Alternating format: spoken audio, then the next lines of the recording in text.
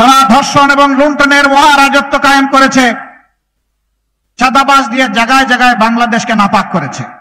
সবচেয়ে বড় আঘাত দিয়েছে তারা বাংলাদেশ জামাতে ইসলামীর উপর। রাজনৈতিক প্রতিপক্ষ হিসাবে আঘাত দেওয়ার জন্য সর্বপ্রথম তারা জামাতকেই বাছাই করে নিয়েছিল।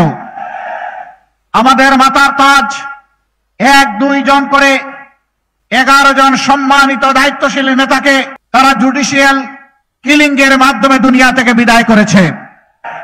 5 জনকে অন্যায়ভাবে ফাঁসি দিয়েছে। আল্লামা দেলওয়ার হোসেন সাঈদী সহ 6 জনকে জেলের ভিতরে মৃত্যুর দিকে ঠেলে দিয়েছে। আমরা সকল হত্যাকাণ্ডের বিচার চাই। শুধু এই কয়টা হত্যাকাণ্ডের নয়, ক্ষমতা আসার পর ঢাকার পিলখানায় 57 জন প্রতিশ্রুতিশীল, চৌকস, দেশপ্রেমিক সেনা অফিসারকে হত্যা করার মধ্য দিয়ে তারা হত্যার মিশন শুরু করেছিল। আর এই মিশনের পরিসমাপ্তি না টেনেই বাংলাদেশকে পিছনে ফেলে বাংলাদেশকে ত্যাগ করে গেল বছরের 5ই আগস্ট তারা দেশ ছেড়ে পালিয়ে গিয়েছে। তারা না বলতো অমুক পালায় না, জাতি জানতে চায় তো আপনি কি করেছেন? আপনি পালান নাই তো করেছেনটা কি একটু বলবেন? কে পালায় দেশ থেকে? যে তার মাটি এবং মানুষকে ভালোবাসে সে কি দেশ ছেড়ে কখনো পালায়? যাদের মাটি এবং মানুষের প্রতি কোনো দায় নেই, দরদ নেই, ভালোবাসা নেই, এই বসন্তের কুকিলে নেই, যখন তাদের সময় তাকে কুহু কুহু ডাকে, আর যখন অপকর্মের শাস্তির মুখোমুখি হয় তখন দেশ ছেড়ে পালিয়ে যায়। শেষ পর্যন্ত জুলাই আন্দোলনে যাদেরকে নির্মমভাবে হত্যা করা হয়েছে, আমরা সেই হত্যাকাণ্ডের দৃশ্যমান বিচার দেখতে চাই। কথা একেবারেই সাফ। ওই বিচার আর প্রয়োজনীয় সংস্কারের আগে কোনো ইলেকশন বাংলাদেশের জনগণ দেখতে চায় না। আগেই দুটো হবে, তারপরে ইলেকশন হবে। আমরা ইলেকশন চাই, তার আগে এই দুটো চাই। এই দুটো দিতেই হবে।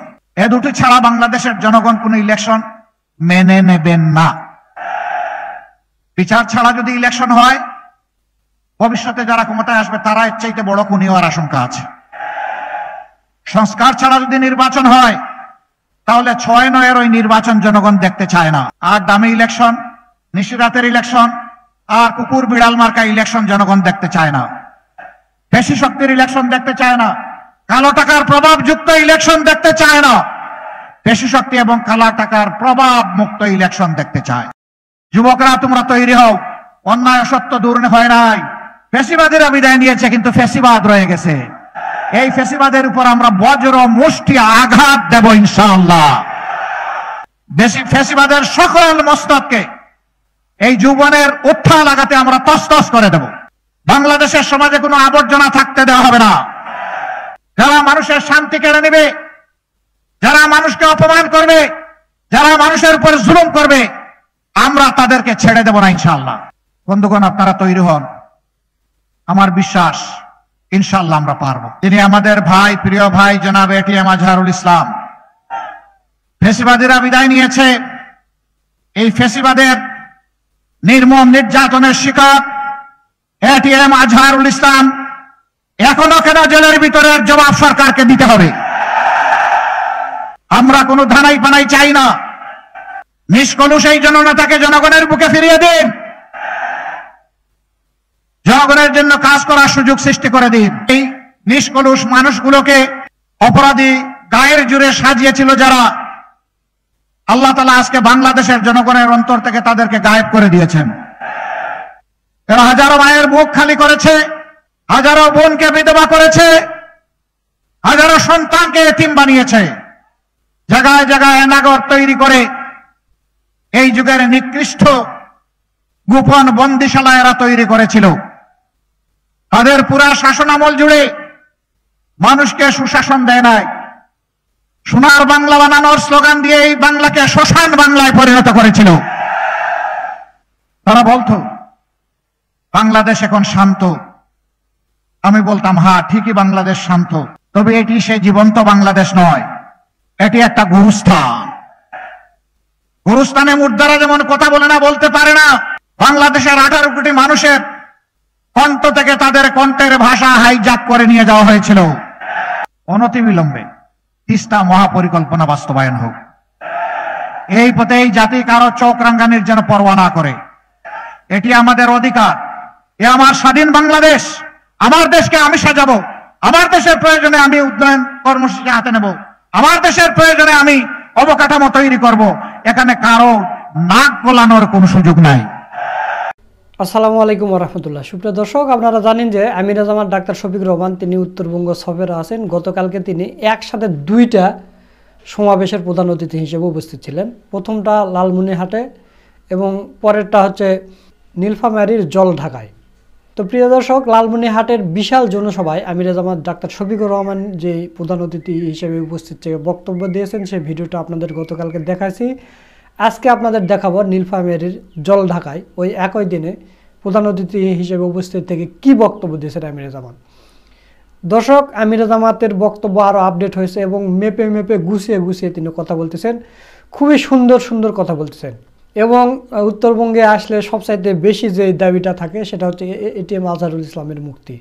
দুইটা বক্তব্যই তিনি এটিএম আজহারুল ইসলামের মুক্তি নিয়ে কথা বলেছেন, চাঁদাবাজদের নিয়ে কথা বলেছেন এবং নির্বাচন কখন হবে, সংস্কার করার পরে নির্বাচন, এগুলো সবগুলো বিষয় নিয়ে কথা বলছে। তো প্রিয় দর্শক, বেশি দেরি না করে চলুন আমরা নীলফামারীর জলঢাকার সেই জনসভার ভিডিওটা দেখে আসি।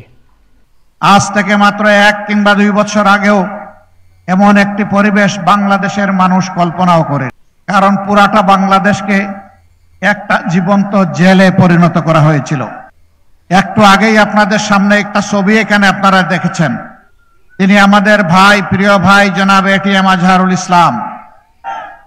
ফ্যাসিবাদীরা বিদায় নিয়েছে।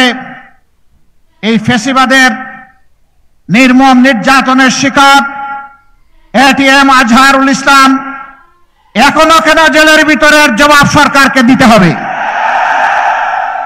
আমরা কোনো ধানাই পানাই চাই না। নিষ্কলুষ এই জননেতাকে জনগণের বুকে ফিরিয়ে দিন। জনগণের জন্য কাজ করার সুযোগ সৃষ্টি করে দিন। এই নিষ্কলুষ মানুষগুলোকে অপরাধী গায়ের জুড়ে সাজিয়েছিল যারা, আল্লাহ তাআলা আজকে বাংলাদেশের জনগণের অন্তর থেকে তাদেরকে গায়েব করে দিয়েছেন। এরা হাজারো মায়ের বুক খালি করেছে, হাজারো বোনকে বিধবা করেছে, হাজারো সন্তানকে এতিম বানিয়েছে, জায়গায় জায়গায় নাগর তৈরি করে এই যুগের নিকৃষ্ট গোপন বন্দিশালা এরা তৈরি করেছিল। তাদের পুরা শাসনামল জুড়ে মানুষকে সুশাসন দেয় নাই। সোনার বাংলা বানানোর স্লোগান দিয়ে এই বাংলাকে শ্মশান বাংলায় পরিণত করেছিল। তারা বলতো বাংলাদেশ এখন শান্ত। আমি বলতাম, হ্যাঁ ঠিকই, বাংলাদেশ শান্ত, তবে এটি সে জীবন্ত বাংলাদেশ নয়, এটি একটা গুরুস্থান। গুরুস্থানে মুর্দারা যেমন কথা বলে না, বলতে পারে না, বাংলাদেশের 18 কোটি মানুষের কণ্ঠ থেকে তাদের কণ্ঠের ভাষা হাইজ্যাক করে নিয়ে যাওয়া হয়েছিল। কথা বলার অধিকার ছিল না। প্রতিবাদ করলেই প্রতিবাদী মানুষের উপর জুলুমের পাহাড় ভেঙে পড়ত। 15.5 বৎসরে তারা খুন করেছে, গুম করেছে, তারা ধর্ষণ এবং লুণ্ঠনের মহারাজত্ব কায়েম করেছে, চাঁদাবাজ দিয়ে জায়গায় জায়গায় বাংলাদেশকে নাপাক করেছে। সবচেয়ে বড় আঘাত দিয়েছে তারা বাংলাদেশ জামাতে ইসলামীর উপর। রাজনৈতিক প্রতিপক্ষ হিসাবে আঘাত দেওয়ার জন্য সর্বপ্রথম তারা জামাতকেই বাছাই করে নিয়েছিল। আমাদের মাথার তাজ 1-2 জন করে 11 জন সম্মানিত দায়িত্বশীল নেতাকে তারা জুডিশিয়াল কিলিং এর মাধ্যমে দুনিয়া থেকে বিদায় করেছে। 5 জনকে অন্যায়ভাবে ফাঁসি দিয়েছে। আল্লামা দেলওয়ার হোসেন সাইদি সহ 6 জনকে জেলের ভিতর মৃত্যুর দিকে ঠেলে দিয়েছে। আমরা সকল হত্যাকাণ্ডের বিচার চাই। শুধু এই কয়টা হত্যাকাণ্ডের নয়, ক্ষমতা আসার পর ঢাকার পিলখানায় 57 জন প্রতিশ্রুতিশীল, চৌকস, দেশপ্রেমিক সেনা অফিসারকে হত্যা করার মধ্য দিয়ে তারা হত্যার মিশন শুরু করেছিল। আর এই মিশনের পরিসমাপ্তি না টেনেই বাংলাদেশকে পিছনে ফেলে বাংলাদেশকে ত্যাগ করে গেল বছরের 5ই আগস্ট তারা দেশ ছেড়ে পালিয়ে গিয়েছে।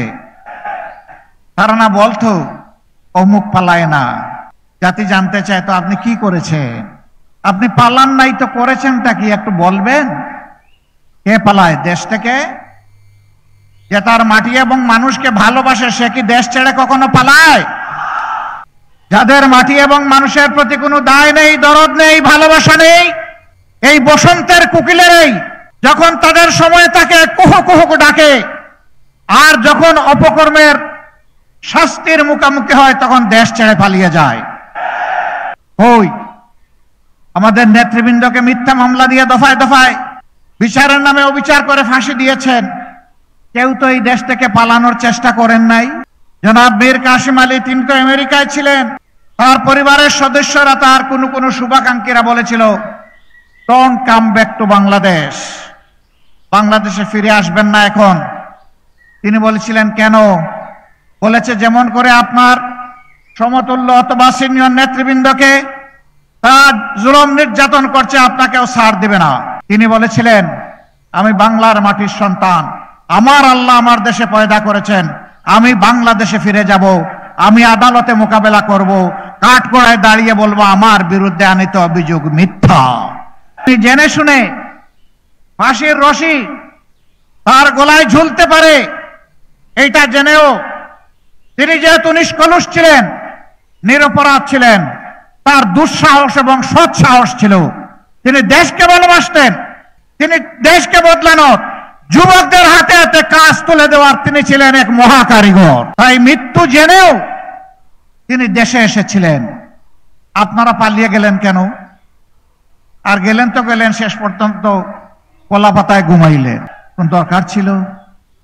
সুপ্রিম কোর্টের অ্যাপিলেট ডিভিশনের বিচারপতি আপনি হয়ে গেলেন দলবাজ। এক একজন নেতার বিরুদ্ধে ফাঁসির এক একটা অর্ডার দেন, আর ওই রাত্রেই গিয়ে ট্যাক্সুতে গাল ফুলিয়ে ফুলিয়ে পেছিয়ে পেছিয়ে কথা বলেন। আল্লাহ জালিমদেরকে ছাড় দেন কিন্তু ছেড়ে দেন না। সিলেট সীমান্ত দিয়ে বিচারপতি মানিক সাহেব পালাতে গিয়েছিলেন, কিন্তু আল্লাহর ইচ্ছা তিনি জনগণের জালে ধরা পড়ে গেছেন। তাকে যখন জনগণ জিজ্ঞেস করেছে আপনি কে গো, তিনি বলেছেন আমি শামসুদ্দিন চৌধুরী। লোকদের স্মরণ হয়ে গেছে, জিজ্ঞেস করছে আপনি কি স্যার সেই কালো মানিক? ভাই কালো ধলো সব আল্লাহর দান, কিন্তু এই লোকটার চরিত্র ছিল কালো। আমিও কালো, অসুবিধা নেই, আমি তো নিজের থেকে আমার চেহারা ধারণ করি নাই। আমার মাবুদ যেমনটা আমাকে পছন্দ করেছেন তেমনই দিয়েছেন, আলহামদুলিল্লাহ।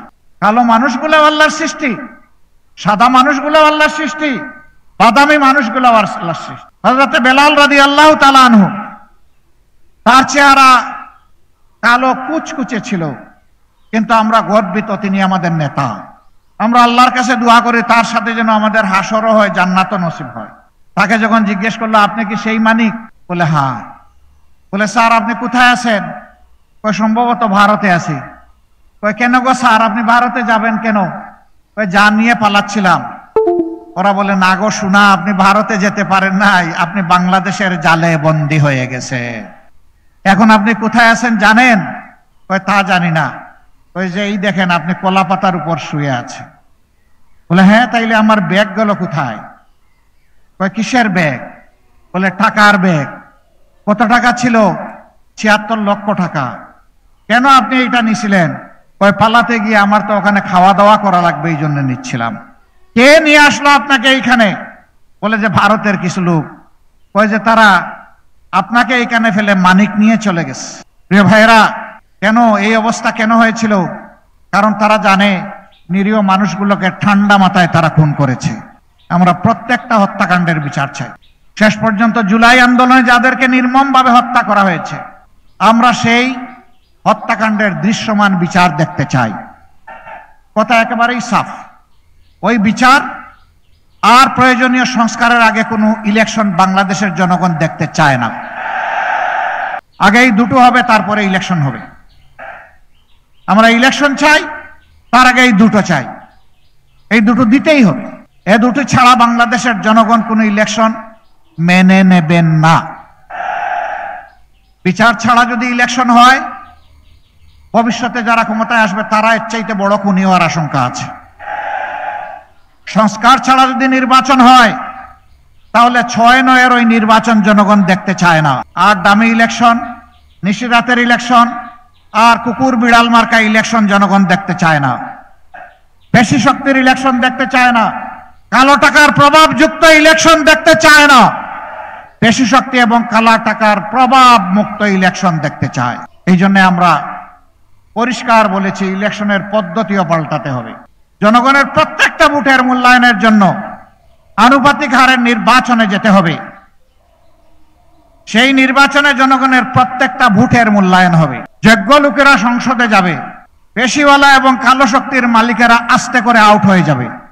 একটা মেধাভিত্তিক যোগ্যতা সম্পন্ন একটা পার্লামেন্ট হবে। সেই পার্লামেন্ট বাংলাদেশকে ইনশাল্লাহ আগামীতে মুক্তির পথ দেখাবে। আমরা ওই পার্লামেন্টটা চাই। আমি জামাতে ইসলামের পক্ষ থেকে সকল ধর্ম বর্ণের মানুষকে আশ্বাস দিচ্ছি, আমরা মুসলমান, হিন্দু, বৌদ্ধ, খ্রিস্টান সবাইকে আমাদের বুকে ধারণ করে আমরা সামনে এগিয়ে যেতে চাই। প্রিয় বাংলাদেশে কোনো মেজরিটি মাইনরিটি শব্দ শুনতে চাই না। এদেশে যারাই জন্মগ্রহণ করবে, যারাই এদেশের নাগরিক, তারা হবে এদেশের মর্যাদাবান নাগরিক। সকলেই সমান অধিকার ভোগ করবে। কারো ধর্মীয় অধিকারের উপর কারো হস্তক্ষেপ করার কোনো সুযোগ আমরা দেব না। জাতিকে এইভাবে মেজরিটি মাইনরিটিতে বিভক্ত করে দুর্বল করা হয়েছে এবং বিশেষ করে অন্যান্য ধর্মের ভাই বোনদেরকে নির্যাতিত করা হয়েছে। আমরা এই দৃশ্য আর দেখতে চাই না। আমরা তাদেরকে আশ্বস্ত করেছি। 5 আগস্টের আগ পর্যন্ত তো আমাদেরকে কথাই বলতে দেওয়া হয় নাই। সেই দিন থেকে আমরা তাদের পাশে আছি, আশ্বস্ত করেছি আমরা সবাই একসাথে বাংলাদেশ, সবাই মিলে বাংলাদেশ।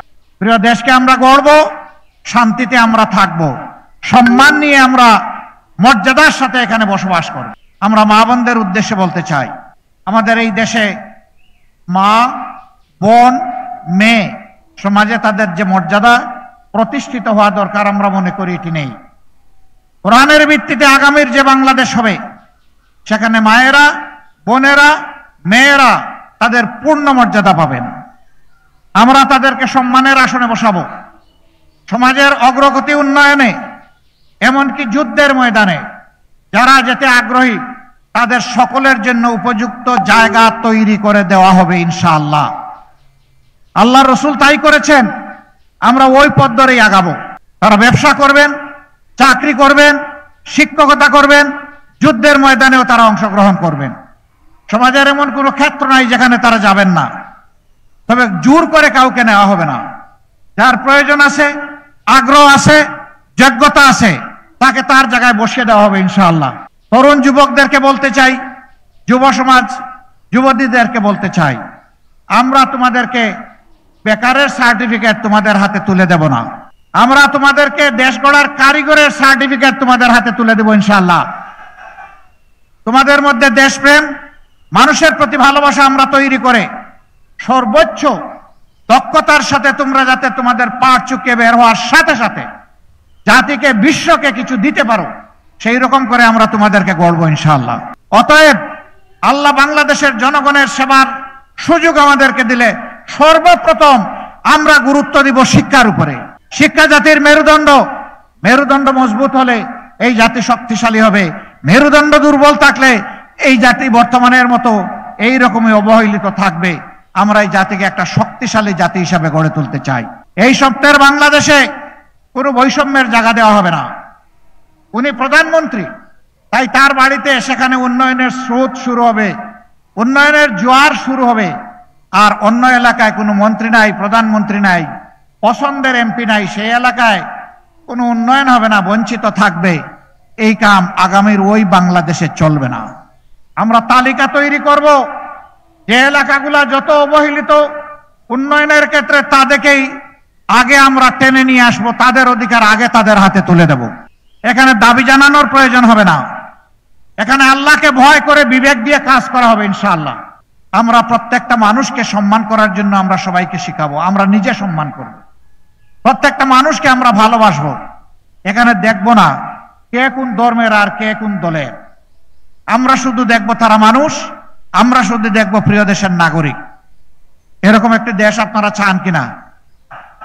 সত্যিই চান? কালকে হয়ে যাবে? এই যে চাইছেন আপনারা, হয়ে যাবে? এর জন্য কি করতে হবে? লড়াই করতে হবে, সংগ্রাম করতে হবে। সেই লড়াই আপনারা করতে রাজি আছেন? মুরব্বীরা যে হাত তুললেন, পারবেন? যুবকরা হাত তুলেছেন, তারা না হয় পারবে, মুরব্বীরা পারবেন? এখানে অনেক বুড়া মানুষ আছেন না? সবাই হাত মিলান দেখি, একটু বুড়া মানুষদের হাতটা আমি একটু দেখতে চাই। আপনারা শুধু যারা বুড়া তারা হাত তোলেন। যারা বুড়া, আল্লাহ সবাইকে যৌবন দান করুক, সবাই যুবক হয়ে যান। আমি নিজে যুবক থাকতে আগ্রহী।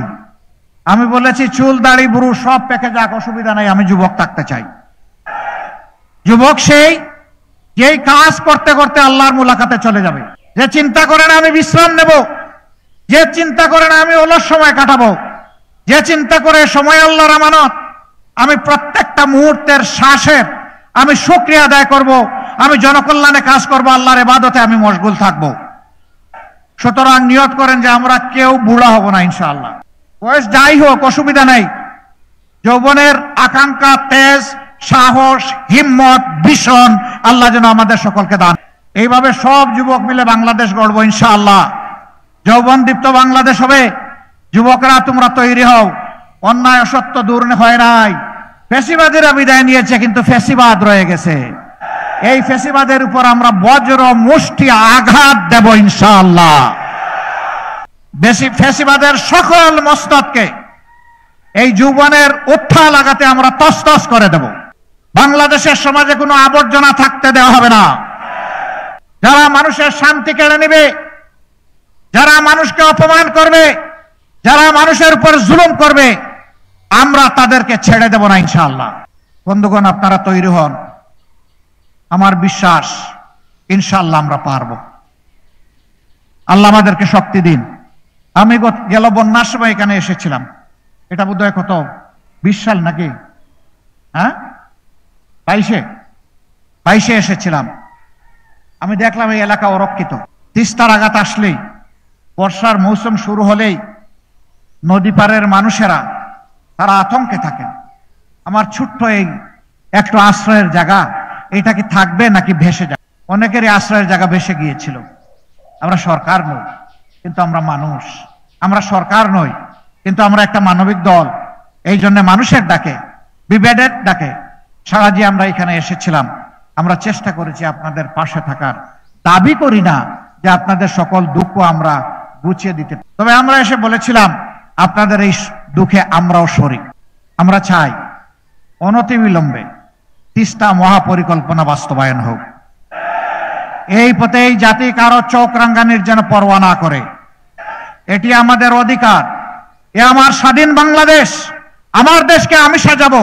আমার দেশের প্রয়োজনে আমি উন্নয়ন কর্মসূচি হাতে নেব। আমার দেশের প্রয়োজনে আমি অবকাঠামো তৈরি করব। এখানে কারো নাক গলানোর কোনো সুযোগ নাই, কারণ আমরা কারো ব্যাপারে নাক গলাই না। আমরা আমাদেরকে নিয়ে, প্রিয় দেশকে নিয়ে চিন্তা করি। সম্মানিত ভাইয়েরা, এরকম আরো অনেক প্রয়োজন আছে। এটাই শেষ নয়। দেখা হচ্ছে, দেখা হবে ইনশাআল্লাহ। লড়াইয়ের ময়দানে আমরা থাকব। প্রিয় বাংলাদেশকে আমরা শান্তি, সমৃদ্ধি, দুর্নীতিমুক্ত, দুঃশাসনমুক্ত মানবিক বাংলাদেশ হিসাবে গড়ে তোলা পর্যন্ত আমাদের লড়াই অব্যাহত থাকবে। সেই সমাজটা আমরা আল্লাহর দেওয়া বিধানের ভিত্তিতে গড়তে চাই, কারণ আল্লাহ আমাদের সকলের স্রষ্টা। যে ধর্মেরই হই না কেন, আল্লাহ আমাদের স্রষ্টা। এই লড়াইয়ে আপনাদেরকে পাশে চাই, সাথে চাই। আপনাদের বুকে আমাদের জন্য ভালোবাসার একটু জায়গা চাই। আপনারা কি সেই ভালোবাসা আমাদেরকে দেবেন? দোয়া করবেন, সাথে থাকবেন, পাশে থাকবেন, একসাথে লড়াইয়ের জন্য প্রস্তুত আছেন? ধন্যবাদ। অসংখ্য কৃতজ্ঞতা জানিয়ে, অভিনন্দন জানিয়ে আমার কথা এখানেই শেষ করছি। আল্লাহ হাফিজ। বাংলাদেশ জিন্দাবাদ। বাংলাদেশ জামাতে ইসলামী জিন্দাবাদ। আসসালামু আলাইকুম ওয়া রাহমাতুল্লাহ।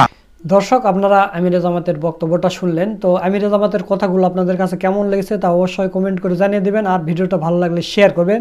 নিত্য নতুন জামাত শিবিরের এইরকম আপডেট ভিডিও পেতে আমাদের চ্যানেলটা সাবস্ক্রাইব করে রাখবেন। আজকের ভিডিও এই পর্যন্তই। সকলকে ধন্যবাদ। আসসালামু আলাইকুম ওয়া রাহমাতুল্লাহ।